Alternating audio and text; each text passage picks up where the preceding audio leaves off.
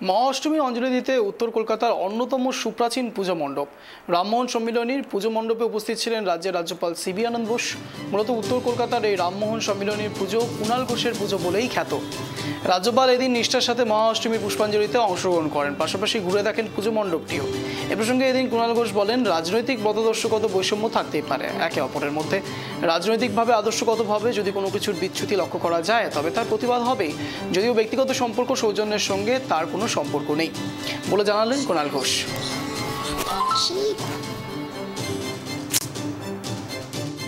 Puja anywhere, there's an offering to God. Every puja is equally important.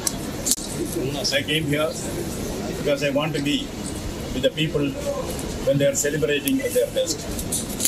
I could see here Bengal at its serene best. Lot of harmony in the air, lot of bonhomie, peace, friendship, affection. That is what characterizes puja.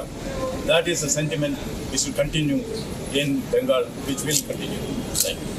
এখন যিনি আমাদের মুখ্যমন্ত্রী তাকেও একাধিকবার বিরোধী নেত্রী হিসেবেও মুখ্যমন্ত্রী হিসেবেও পেয়েছি, প্রণববাবুকে পেয়েছি, প্রিয়রঞ্জন দাসপুঞ্জীকে পেয়েছি, এমনকি একবার কুটির শিল্প দেখতে বিমান বসুও এসেছিল। তো আমি আজ রাজ্যপাল রাজ্যের অতিথি, তাঁরও কিছু মধ্যবিত্ত বাঙালি ঘরানার পুজো দেখার একটা ইচ্ছা ছিল। তো সেই জায়গা থেকে কথার পিঠে কথা হতে হতে তিনি অঞ্জলি দেবেন এবং সেই অঞ্জলি তিনি দিয়ে গেলেন।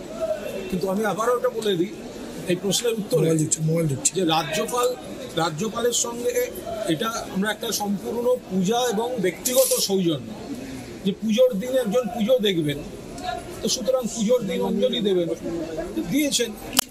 আমরা সেই জন্য রাজ্যপালকে ধন্যবাদ জানিয়েছি। কিন্তু যদি রাজনৈতিক যেখানে মত পার্থক্য হবে সেখান থেকে তো কোথাও সরার অবকাশ নেই। যদি আবার দেখা যায় যে রাজ্যপাল বিজেপির হয়ে পক্ষপাত দুষ্ট কোনো পদক্ষেপ নিচ্ছেন, তো সেক্ষেত্রে আমার সহকর্মীরা, তৃণমূল কংগ্রেসের কর্মীরা যেমন কালো পতাকা দেখিয়েছেন, আমিও দেখাবো।